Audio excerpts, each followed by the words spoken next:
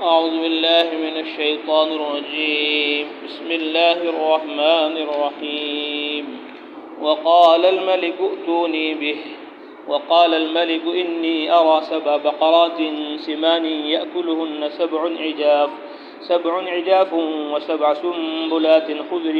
وأخر يابسات يا أيها الملأ افتوني في رؤياي إن كنتم للرؤيا تعبرون. اللہ تبارک و تعالی حضرت یوسف علیہ السلام کے واقعے کو تفصیل کے ساتھ سورہ یوسف میں بیان فرماتے ہیں کہ حضرت یوسف علیہ السلام مدتوں جیل میں رہے. بعض علماء نے فرمایا 12 برس وہ جیل میں رہے، بعض نے فرمایا کہ وہ 7 برس جیل کے اندر رہے، اور بعض نے فرمایا 14 سال وہ جیل کے اندر رہے. پھر اللہ تبارک و تعالیٰ نے ان کے جیل سے نکلنے کا سبب ایک خواب کو بنایا جو مصر کے بادشاہ ریان بن الولید نے دیکھا تھا. فرمایا وقال الملک، بادشاہ نے کہا انی ارى 7 بقرات سمان، میں 7 موٹی گائیں کو دیکھتا ہوں خواب میں، یاکلہن 7 عجاف، کہ ان کو 7 پتلی گائیں کھا رہی ہیں، و7 سنبلات، اور 7 بالیاں ہری دیکھ رہا ہوں، وأخر یابسات، اور دوسری 7. یا ایھا الملأ افتونی فی رؤیایا، اے درباریو میرے خواب کی مجھ کو تعبیر دو. ان کنتم للرؤیا تعبرون، اگر تم خواب کی تعبیر دینے والے ہو، خواب کی تعبیر کا تمہیں علم ہے، بتاؤ کیا اس کی تعبیر ہے. قالوا، انہوں نے کہا اضغاث احلام، یہ تو پریشاں خوابیاں ہیں، یہ کوئی خواب ایسے نہیں ہیں کہ جن کی کوئی تعبیر ہو، یہ تو وسوسے خیالات ہیں، شیطان کی طرف سے آ جاتے ہیں. وما نحن بتأویل الاحلام بعالمین، ہم ان خواب کی تعبیر نہیں جانتے. وقال الذی نجا منہما وادکر بعد امہ، اور ان دونوں میں سے جن کو نجات دی گئی تھی ایک نے کہا وادکر بعد امۃ، ایک زمانے کے بعد اس کو یاد آیا کہ جیل میں حضرت یوسف علیہ السلام نے اس کو کہا تھا کہ اپنے مالک کو جا کر بتا دینا میرے بارے میں، لیکن وہ بھول گیا. مدتوں بعد اس کے آج یاد آیا جب خواب کا معاملہ پیش آیا کہ میں نے تو خواب کی تعبیر معلوم کی تھی یوسف علیہ السلام سے، وہ جیل میں ہیں. وادکر بعد امہ، ایک مدت کے بعد اس کو یاد آیا. انا انبئکم بتأویلہ، اس نے کہا کہ میں تمہیں اس خواب کی تعبیر دوں گا. فارسلون، تم مجھے بھیج دو جیل میں. یوسف علیہ السلام جیل میں ایک آدمی ہیں، بہت بزرگ ہیں، اللہ والے ہیں، میں نے بھی خواب دیکھا تھا وہاں، ان کی تعبیر، اس خواب کی تعبیر انہوں نے بتائی تھی. تو ان کو اجازت دی، وہ آیا اور آ کر اس نے یوسف علیہ السلام سے کہا یوسف ایھا الصدیق، اے یوسف صدیق مجسم، کہ تم تو سراپا سچے ہو، بات کی تعبیر دینا بھی جانتے ہو اور وہ تعبیر بھی صحیح اور درست نکلتی ہے. اے سچ بولنے والے یوسف، افتنا فی 7 بقرات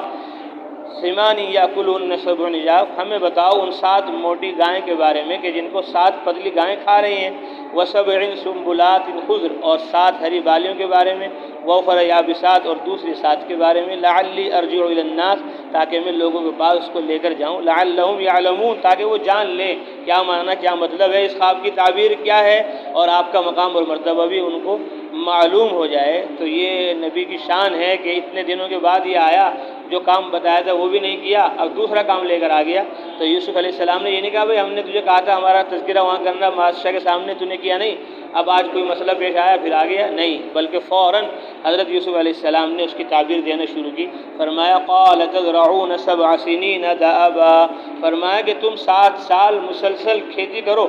فما حصدتم فذروه فی سنبلہ، اور جو تم کاٹو، فذروه فی سنبلہ، اس کو بالیوں ہی میں رہنے دو. الا قلیلا مما تاکلون، سوائے اس تھوڑے کے جو اس کو تم کھاؤ. یعنی جو 7 موٹی گائیں تم دیکھ رہے ہو، تو یہ 7 موٹی گائیں وہ ہیں کہ تم 7 سالوں کے اندر خوب اچھی طرح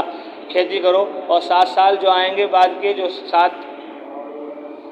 دبلی گائیں تم دیکھ رہے ہو، وہ 7 سال ایسے ہیں جس میں قحط پڑے گا، پانی نہیں ہوگا، غلہ نہیں اگے گا، لوگ پریشان حال ہو جائیں گے. اس لیے تمہیں میں تدبیر بھی بتا رہا ہوں اور تعبیر بھی بتا رہا ہوں اور تبشیر بھی. گویا ان کو 3 باتیں بتائی، ایک تعبیر پوچھنے آیا تھا تو تعبیر بھی بتا دی اور تدبیر بھی بتا دی اور تبشیر خوشخبری بھی دی. فرمایا کہ 7 سال تو تمہارے اچھے ہیں جس میں تم خوب کھیتی کرو اور سارا مت کھا جاؤ، بلکہ اس کو دانے ہی کے اندر رکھو، تاکہ اس بالوں ہی میں رکھو دانے کو، تاکہ وہ بعد میں کام آئے. جب 7 سال قید کے ہوں گے اس میں تم کھاؤ اور تھوڑا اس میں سے بچا لینا. آگے فرمایا ثم یاتی من بعد ذلک صبر شداد، پھر اس کے بعد 7 سال سخت آئیں گے۔ وہ 7 سال سخت، وہ 7 پتلی گائیں ہیں، دبلی گائیں ہیں جو پہلے گائیں کو کھا رہی ہیں، یاکلن ما قدمتم لہن، جو تم نے ان کے لیے بچا کے رکھا تھا وہ ان کو کھا لیں گی، الا قلیلا مما تحسنون، وہ 7 سوائے اس کے جس کو تم محفوظ رکھو، یعنی 7 سال کا گیہوں تم 14 سال کے اندر استعمال کرو، 7 سال کا غلہ 14 سال میں تمہارے استعمال ہوگا، جس سال میں قحط پڑے گا تو وہ پہلے سال والا تمہارے ان 7 سالوں میں کام آ جائے گا، اور تھوڑا بچا کے رکھ لو اس میں سے تاکہ اس کو بو کر پھر کام آئے۔ پھر فرمایا ثم یاتی من بعد ذلک عام، پھر اس کے بعد 7 سال جو قحط کے آ جائیں گے، ثم یاتی من بعد ذلک عام، پھر اس کے بعد 1 سال آئے گا، فیہ یغاث الناس، اس میں خوب بارشیں ہوں گی، وفیہ یعصرون، اور اس میں لوگ شیرہ نچوڑیں گے، یعنی کوئی انگور وغیرہ انگور کی پیداوار بھی ہوگی، پھلوں کی پیداوار بھی ہوگی، پھر ان انگور سے شراب نچوڑی جائے گی جو وہاں پی جاتی تھی، اور جو یہ خواب معلوم کرنا ہے تعبیر، وہ بھی شراب ہی نچوڑ کر پلایا کرتا تھا بادشاہ کو، اس لیے اس کے حال کے مطابق اس کو بھی گویا خوشخبری دے دی کہ پہلے 7 سال خوب کماؤ، خوب کھیتی کرو، اور پھر 7 سال جو قحط سالی کے ہوں گے اس میں یہ 7 سال تمہارے کام آ جائیں گے، پھر اس کے بعد 7 سال کے 1 سال آئے گا، اس میں خوب بارشیں ہوں گی اور خوب پھل ہوں گے، خوب تمہارا خوب کام کاروبار چلے گا، تو آئندہ کی بھی خوشخبری ان کو دے دی۔ تو یہ تدبیر و تعبیر سن کر بادشاہ بہت خوش ہوا، اس نے کہا بھئی یہ تو بہت شاندار عمدہ تعبیر بھی دی اور تدبیر بھی بتائی کیسے ان 7 سال قحط کی حفاظت ہوگی، اور پھر آگے اور خوشخبری بھی دی۔ وقال الملک ائتونی بہ، اللہ فرماتے بادشاہ نے کہا ائتونی بہ، اس کو میرے پاس لے کر آؤ، جلدی سے ان کو یہاں بلا کے لاؤ، اتنی اچھی عمدہ تعبیر انہوں نے دی۔ فلما جاءہ الرسول، جب ان کے پاس قاصد آیا یوسف علیہ السلام کے کہ بھئی بادشاہ نے بلایا ہے آ جاؤ، قال ارجع الی ربک، یوسف علیہ السلام نے فرمایا اپنے مالک کے پاس جاؤ، فاسألہ، اور ان سے پوچھو، ما بال النسوۃ اللاتí قطعن ایدیہن، ان عورتوں کا کیا حال ہوا، قطعن ایدیہن، جنہوں نے اپنے ہاتھ کاٹ ڈالے تھے، ان ربی بقیدہن علیم، یقیناً میرا رب ان کے مکر سے بخوبی واقف ہے، یعنی جو انہوں نے عورتوں نے تہمت لگائی تھی، زلیخا نے تہمت لگائی، اس کے ساتھ اور دوسری عورتیں بھی شریک ہو گئی تھی، اور پھر انہوں نے جب مجھے دیکھا تو وہ زلیخا کی طرح وہ بھی مجھ پر فدا ہو گئی، اور انہوں نے بجائے اپنے پھل کاٹنے کے اپنے ہاتھ ہی کاٹ ڈالے۔ ان سے پوچھ کر آؤ کہ یوسف کے اندر کوئی برائی کمی تو نہیں تھی۔ یوسف علیہ السلام نے چاہا کہ میں جیل سے تو باہر آ جاؤں گا، لیکن لوگ اگر یہ سمجھیں گے کہ ان سے کوئی خطا ہوئی اور غلطی ہوئی تو پھر دعوت دینے میں، تبلیغ کرنے میں اور اللہ کے عوام اس کے احکام پہنچانے میں دقت پیش آئے گی، اس لیے پورے طور پر براءت ظاہر ہو جائے، پھر اس کے بعد میں جیل سے باہر نکلوں گا۔ ایک روایت میں آیا آج صلی اللہ علیہ وسلم نے فرمایا کہ لقد عجبت من یوسف وصبرہ وکرمہ واللہ یغفر لہ حین سئل عن البقرات العجاف والسمان۔ تو آپ صلی اللہ علیہ وسلم نے فرمایا، جس کا خلاصہ یہ ہے کہ آپ صلی اللہ علیہ وسلم نے کہا کہ یوسف علیہ السلام کو بلایا جیل سے کہ آ جاؤ، تو اگر میں ہوتا اس وقت میں فوراً آ جاتا، لیکن یوسف نے کہا بھائی پہلے بات ظاہر کرو، برات پہلے پوری ہو، پھر اس کے بعد میں وہاں سے نکل کر آؤں۔ تو رسول اللہ صلی اللہ علیہ وسلم نے اپنی تواضع و عاجزی اختیاری کو بیان کیا کہ آپ صلی اللہ علیہ وسلم نے کہا کہ میں تو فوراً آ جاتا، لیکن یوسف علیہ السلام فوراً نہیں آئے، گویا ان کی تعریف آپ صلی اللہ علیہ وسلم نے فرمائی۔ قال ما خطبكن اذ راوتن یوسف عن نفسه، بادشاہ نے کہا ما خطبكن اذ راوتن یوسف عن نفسه، تمہارا کیا قصہ ہے، اذ راوتن یوسف عن نفسه، جب تم نے یوسف کو ان کے نفس کے بارے میں ورغلایا، کیا بات تھی، کیا واقعہ تھا، بتاؤ، کوئی برائی دیکھی تم نے یوسف میں؟ قلنا حاشا للہ ما علمنا علیہ من سوء، انہوں نے کہا حاشا للہ ما علمنا علیہ من سوء، ہم نے ان میں کوئی برائی نہیں دیکھی، وہ تو بالکل پاک و صاف ہیں۔ قالت امرأۃ العزیز الآن، بادشاہ کی بیوی نے بھی کہا، قالت امرأۃ العزیز، عزیز کی بیوی نے کہا الآن حسس الحق، اب تو حق ظاہر ہو چکا، بس میں خود بتاتی ہوں، انا راودتہ عن نفسی، میں نے ہی اس کو اس کے نفس کے بارے میں ورغلایا تھا اور اس سے خواہش پوری کرنا چاہی تھی۔ وإنہ لمن الصادقین، وہ تو بالکل سچے آدمی ہیں، ان سے کوئی خطا لغزش نہیں ہوئی۔ اللہ فرماتے ہیں ذالک لیعلم انی لم اخنہ بالغیب وان اللہ لا یہدی کید الخائنین، حضرت یوسف علیہ السلام نے فرمایا یہ اس وجہ سے کیا میں نے تاکہ وہ جان لے بادشاہ انی لم اخنہ بالغیب، کہ میں نے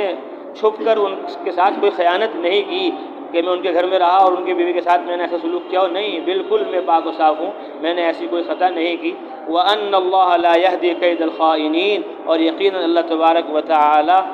خائنوں کی چال کو چلنے نہیں دیتے، دھوکے باز اور فریب کرنے والوں کی چالوں کو اللہ تعالیٰ آگے نہیں بڑھنے دیتے، اس کو کھول کر رہتے ہیں۔ وما ابرئ نفسی ان النفس لامارۃ بالسوء الا ما رحم ربی ان ربی غفور رحیم۔ میں اپنے نفس کو بری نہیں کرتا، اپنے نفس کو پاک نہیں کہتا۔ ان النفس لامارۃ بالسوء، یقیناً نفس تو بری بات کا ہی حکم دیتا ہے۔ الا ما رحم ربی، مگر جس پر میرا رب رحم فرمائے، اللہ رحم فرمائے تو نفس کی برائی سے آدمی بچ جاتا ہے، ورنہ نفس آدمی کو برائی کے اندر مبتلا کر ہی دیتا ہے۔ ان ربی غفور رحیم، یقیناً میرا رب معاف کرنے والا ہے بہت اور رحم کرنے والا ہے۔ بعض علماء نے فرمایا کہ یہ قول حضرت یوسف علیہ السلام کا ہے، اور بعد نے فرمایا یہ بات حضرت زلیخا ہی کی ہے، کہ زلیخا ہی نے یہ بات کہی کہ اپنے خاوند کو اس نے کہا کہ میں نے ورغلایا تو تھا، اس کو بہلایا پھسلایا تو تھا کہ میرے ساتھ ایسا فعل کرے، لیکن اس نے ایسا کام نہیں کیا تھا۔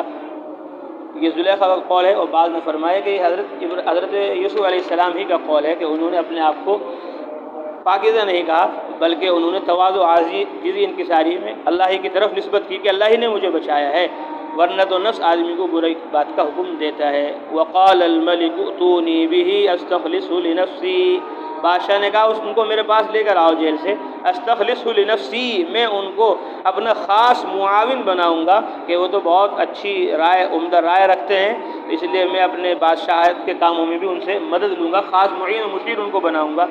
اب یوسف علیہ السلام باہر تشریف لے آئے، اللہ فرماتے ہیں فلما کلمہ، جب یوسف سے انہوں نے بات چیت کی، قال انک اليوم لدینا مکین امین، کہا آج سے تم ہمارے یہاں معتبر ہو کر بہترین جگہ، عمدہ جگہ تم نے ہمارے یہاں پالی، اب تم ہمارے یہاں خاص معین اور خاص مشیر رہو گے، اب تمہیں اپنے حکومت کے کاموں میں مجھے تم سے مدد لینی ہے۔ تو حضرت یوسف علیہ السلام نے کہا قال اجعلنی علی خزائن الارض، کہا کہ مجھے آپ ملک کے خزانوں پر مقرر کر دیجئے، انی حفیظ علیم، یقیناً میں حفاظت کرنے والا بھی ہوں اور علم بھی رکھتا ہوں، آپ مجھے ملک کا جو مال ہے، خزانہ ہے، اس کا حاکم بنا دیجئے، نگراں بنا دیجئے۔ تو علماء نے لکھا کہ اپنی طرف سے کوئی بات، کسی منصب اور عہدے کی طلب کرنا یہ درست نہیں۔ روایت کے اندر اللہ کے نبی نے منع فرمایا کہ جو آدمی خود سے کسی عہدے کا طالب ہوتا ہے تو وہ اس کو اللہ تعالیٰ اس کو اس عہدے کے حوالے کر دیتے ہیں، اس کی کوئی مدد اس کے ساتھ نہیں فرماتے، لیکن اگر کسی کو حکومت یا کوئی عہدہ بغیر اس کے مانگے مل جاتا ہے تو پھر اللہ تعالیٰ اس کی مدد فرماتے ہیں۔ تو یہاں حضرت یوسف علیہ السلام کہہ رہے ہیں کہ آپ مجھے بنا دیجئے خزانوں کا مالک۔ تو علماء نے لکھا کہ یہ ممانعت جو حدیث کے اندر آئی یہ وہاں ہے جب آدمی کے اندر اس کی استعداد نہ ہو اس عہدے کو لینے کی، یا یہ کہ وہ خود بڑا بننا چاہتا ہو اور اپنے نفس کی خواہش کے مطابق وہ عمل کرنا چاہتا ہو کہ میری خواہشیں پوری ہوں گی اور میرا مقام اور مرتبہ لوگوں کے یہاں بلند ہو جائے گا، پھر وہ کسی عہدے کی طلب کرے، وہ درست نہیں۔ لیکن اگر کوئی اس لیے عہدہ طلب کرے کہ بھائی میں لوگوں کی مدد کروں گا، نصرت کروں گا، میرے ہاتھ میں اختیار نہیں ہوگا تو میں کسی کی مدد نہیں کر سکتا اور میں کسی کا ساتھ نہیں دے سکتا، تو اس لیے اگر اس وقت میں آدمی کوئی عہدہ مانگ لے تاکہ لوگوں کی خوب مدد کرے اور لوگوں کو کام آئے، اس کی اپنی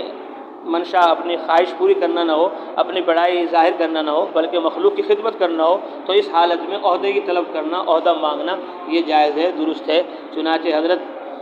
یوسف علیہ السلام نے ایسا عہدہ مانگا تاکہ لوگوں کی خدمت ہو اور لوگوں کی ضرورتیں اور حاجتیں پوری ہوں۔ اس پر علماء نے لکھا کہ انبیاء علیہ الصلوۃ والتسلیمات جہاں دین کی رہنمائی کرتے ہیں اسی طرح وہ دنیا کی بھی رہنمائی کرتے ہیں، کسی بزرگ کا، اللہ والے کا یا نبی صحابہ بزرگ کا مال اور دولت کے معاملات کو اپنے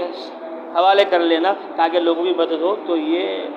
جائز ہے، درست ہے، بلکہ ایسے معاملات میں ان کو آگے بڑھ کر مال کا مالک بن جانا چاہیے تاکہ غریبوں کی اور فقیروں کی، مسکینوں کی مدد ہو، کہیں ظالموں کی ملکیت مال بن کر نہ رہ جائے۔ اس لیے یوسف علیہ السلام نے کہا اجعلنی علی خزائن الارض، کہ آپ مجھے ملک کے خزانوں پر مقرر کر دیجیے، انی حفیظ علیم، یقیناً میں حفاظت کرنے والا بھی ہوں اور علم والا بھی ہوں۔ اللہ فرماتے ہیں تو اللہ تعالیٰ نے بھی ان کی تعریف کی، وَكَذَلِكَ مَكَّنَّا لِيُوسُفَ فِي الْأَرْضِ، اللہ فرماتے ایسے ہی ہم نے یوسف کو ملک میں قوت عطا فرما دی، يَتَبَوَّأُ مِنْهَا حَيْثُ يَشَاءُ، جہاں چاہے وہ رہے، نُصِيبُ بِرَحْمَتِنَا مَن نَّشَاءُ، ہم اپنی رحمت سے